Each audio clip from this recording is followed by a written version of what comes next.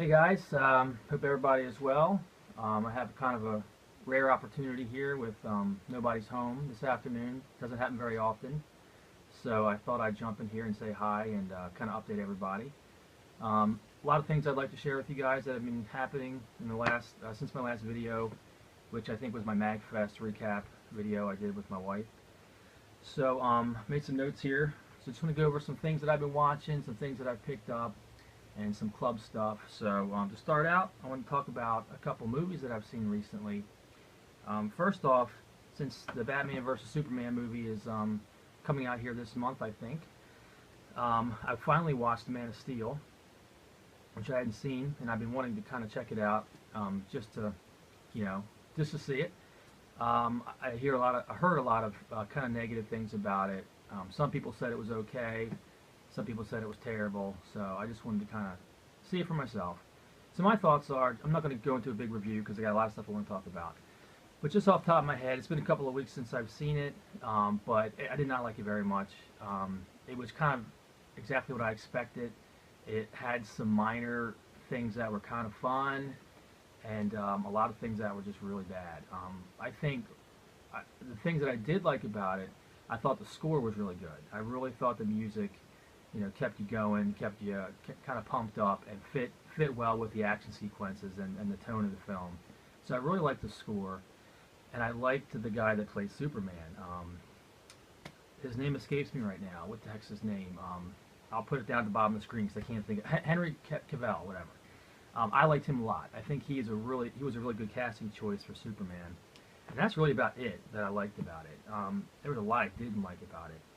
Kevin Costner, I don't know why he's in anything. I don't think he can act worth a darn. He's just nothing I've ever seen him in I really liked. I liked Robin Hood back when I was a kid, but when you watch it now, his acting is terrible in it. But so he wasn't anything that he didn't bring anything to the movie worth mentioning. Russell Crowe, the first 45 minutes in Krypton was just a waste of time. I don't know what that was all about. All these sequences of flying around on animals and just they could have spent all that time developing the characters better. It was kind of pointless. A little bit visually pleasing, was kind of fun, and a little bit the technology and the style was kind of interesting. But as far as the movie went, to me it was a big waste of time. So I didn't like all that. And Zack Snyder, he's just not my cup of tea when it comes to directing. He, a lot like Michael Bay, focuses too much on these little snippets of emotion that are all kind of disjointed and don't really fit together as a whole. And it just comes across as just cheap and cheesy. For example, the scene when he's a little kid, all the stuff when he was a little kid, just didn't emotionally move me at all. It just seemed too rushed or just too not done well. There's a scene where he's in the classroom and he goes and hides in the closet, and his mom comes out, and they have this little, like, it's supposed to be this emotional moment where he's like, "Mom, the world's too big," and she's like, "Make it smaller." I'm like, what does that even mean? It just didn't, those scenes just didn't, I think they were trying to go with this, I don't know, to pull your emotions, and it just didn't work. And I think Zack Snyder fails at that. He's not good at character development. He's all about the imagery, just like Michael Bay. Of course, have two different styles. But and then you go into the action sequences, and I don't know, it was just a bunch of explosions, and nothing really stood out too much. It wasn't very memorable. Then you had the whole controversial scene at the end. Spoiler alert, by the way, if you haven't seen it, where he breaks Zod's neck, which that didn't bug me too much. I know that Superman doesn't kill. But if you think back to Superman 2, if I'm not mistaken, they kind of take out those three guys, Zod and I don't know the woman, the brute guy. I think they kill them, don't they? If I'm not mistaken, don't they throw them into a pit?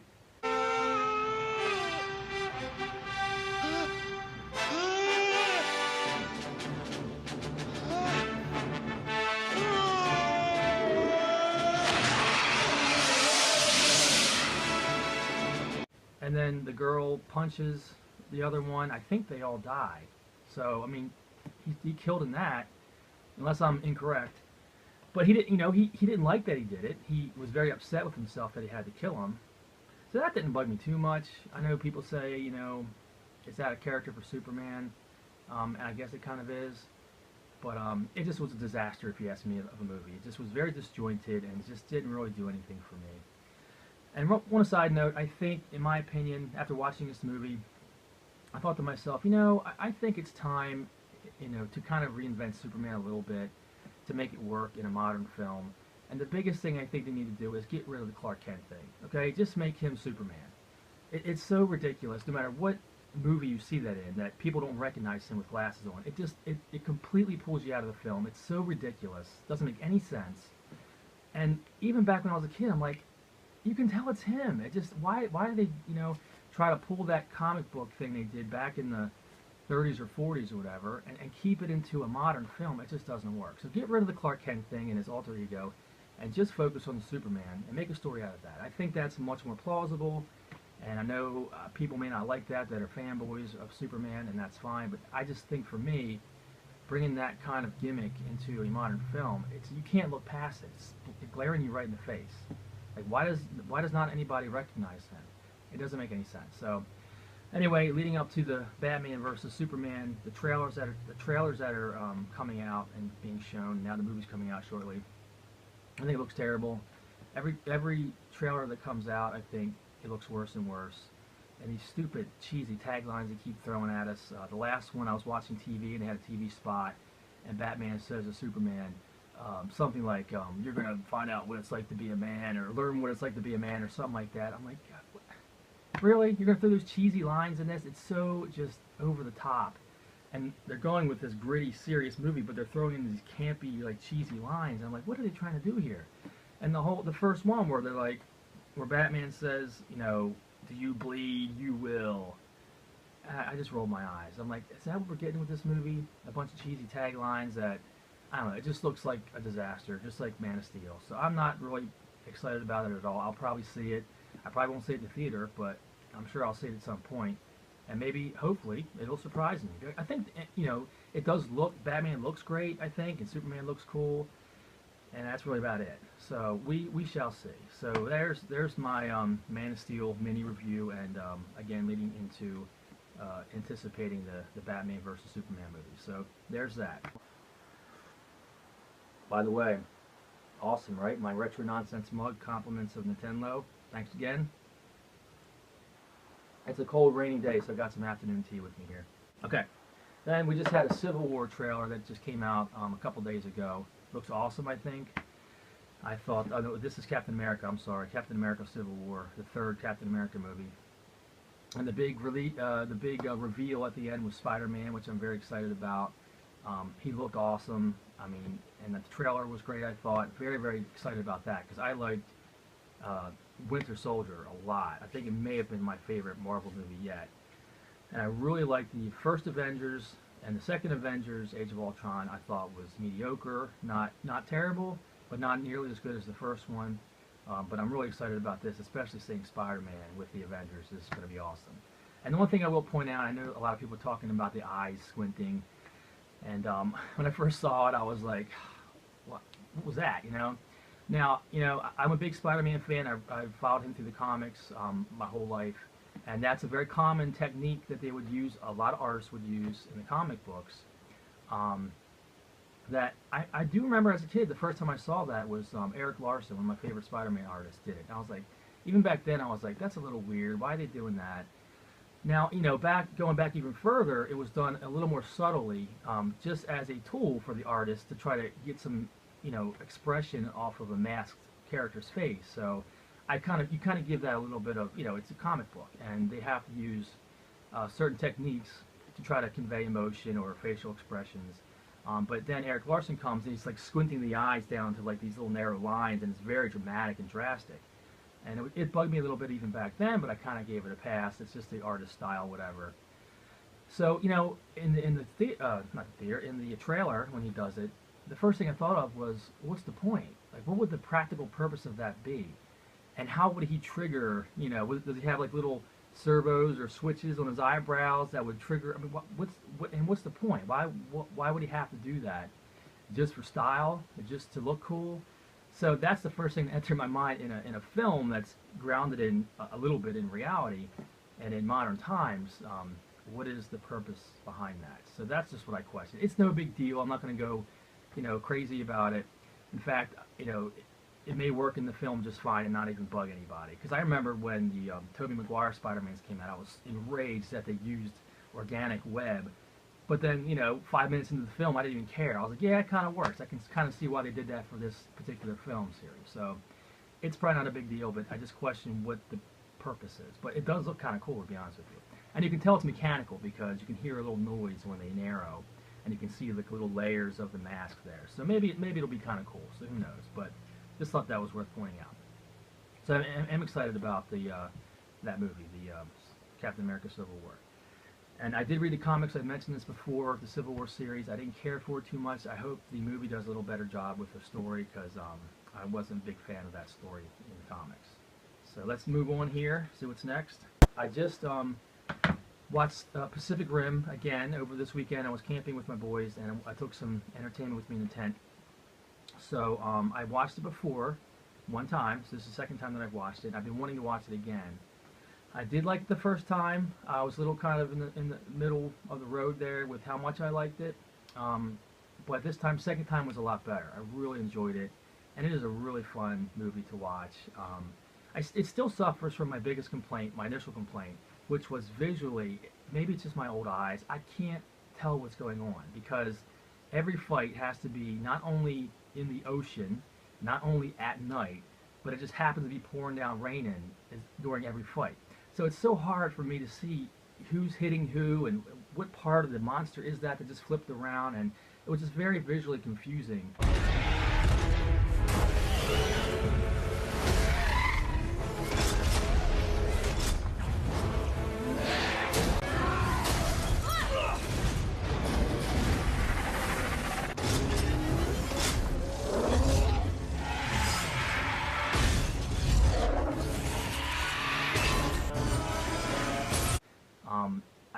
I did a little better this time. I watched on my iPad and I was able to kind of focus a little better and I saw things a little bit better, but still it was hard for me to enjoy some of the fighting because I couldn't really tell what was going on. And I had the same complaint with the Michael Bay Transformers series where when the Transformers start fighting, I can't tell who's hitting who, which one's bad, which one's good. It's just a bunch of like metal stuff, crashing into each other. It just wasn't done real well. But anyway, aside from that minor complaint, I love the movie. It's really fun, and I'm really amped about the potential Pacific Rim 2 coming out. So I was really happy to watch that again finally, and really concrete how much I like it.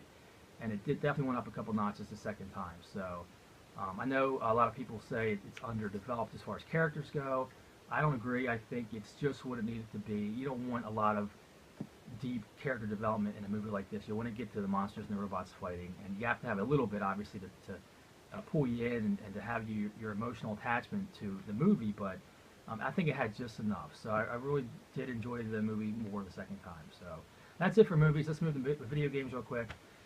If you didn't notice, I did some rearranging in my room here. I put my N64 games up there. I thought that made more sense since you have to display them that way because they don't have end labels, and I don't have a ton of them yet. So they all fit up there just nice, and the main reason was I finally alphabetized my NES games, and all my games actually. So I put I don't know if you can see, in fact, I'll go to this mode here. I alphabetized my NES games and organized them a little bit better, and put my Super Nintendo games on top there, and my Genesis games, there's my signed Top Gun from James Rolfe, and some other stuff there, and then down here I've got some plug-and-plays, and my Master System games that Vintage gave me, and some GameCube games, and some PlayStation games, which I want to talk about. I'm starting to collect these because I find them so cheap, and I'm really excited about getting into my PS2. So I got there Castlevania, Dynasty Warriors 3, Final Fantasy, Bobby got that one, Return to Castle Wolfenstein, God of War, and some ATV game. So here is my PS2 Slim that is now set up in my retro room with my CRT TV along with my other consoles. So very, very happy to have that set up permanently in my room here to enjoy on my CRT. So Okay, so I'm not going to show all the games, but I will talk about a few pickups I got. I just showed the quick PS2 games. Mainly, I want to talk about, I picked up Mortal Kombat 3 for Super Nintendo, so I got all three Mortal Kombat games for my SNES, which I'm excited about because I do like fighting games, and I do like the Mortal Kombat series quite a bit. So, let's see here. That's pretty much it for pickups. I did get some more, but I think I show most of them on Twitter. So I just want to get real quick to the club game of the month. Alan Wake on the 360, which I've set up in my living room from the kids' room, so I can play with the club this month. It's the first time I've played in a couple of months. I'm really excited to be playing again and jumping on forums and giving my thoughts. And I'm loving the game a lot. It's just really, really fun. Mainly, I think the biggest draw for me is the atmosphere. I'm playing it with headphones, and I've always been the type to really kind of hunker down and focus on the game, and that's how it was when I was a kid. I used to get out in my basement, turn the lights out, and just kind of lose myself in the game. And this kind of game is perfect for that because it's very atmospheric. There's a lot of cool sounds, and you're in caves and you're hearing drips, and you go across a bridge and you hear the creaking sounds and the wind blowing, and it's a kind of a creepy game, and you lose yourself in this environment, in this world. And it's pretty well written. The voice acting's good. I guess graphically the only problem is some of the cutscenes and mouths don't really move real good, but it's a little bit of an older game, so whatever. That doesn't bother me too much. But I was a big fan of Stephen King. I've read a ton of Stephen King back in the day when I was a younger adult. Haven't read him in a while because I got 3 kids and stuff, but I did love books like The Stand, and I read The Green Mile and Dreamcatcher. I've read a whole bunch of his books. I was a big fan of Stephen King, and this is a very Stephen King story. They even mentioned his name a couple times, and the guy's a writer, so it's kind of that standard kind of setup. But really, really enjoying it. I'm in Act 3. I'm probably getting close to beating Act 3, or Chapter 3, whatever you call it. But I'm going to definitely beat it this month, and I'm real excited to listen to the podcast. So really, really enjoying the club game of the month this month with Alan Wake. So also, got some stuff coming up here. I'm going to be on some podcasts coming up, so I'm really excited about that in the next couple of months. And I got some ideas. The next film I make might be a repair video. I'm going to try to repair my NES back here. It's got some capacitor issues, so I'm going to order the capacitor kit and give it a whirl. I'm going to film it and see how I do, whether I fail or actually achieve what I want. I'm really excited to try to fix a console like that and kind of document it. So that's going to be kind of fun. And then a little bit further into the future, me and the kids have a plan to make a pretty produced film. We're going to try to make a movie in the spring. It's in the writing phase right now. I got a lot of cool ideas in my head. It's going to be sort of like Siblings in Arms, but probably a little bit longer.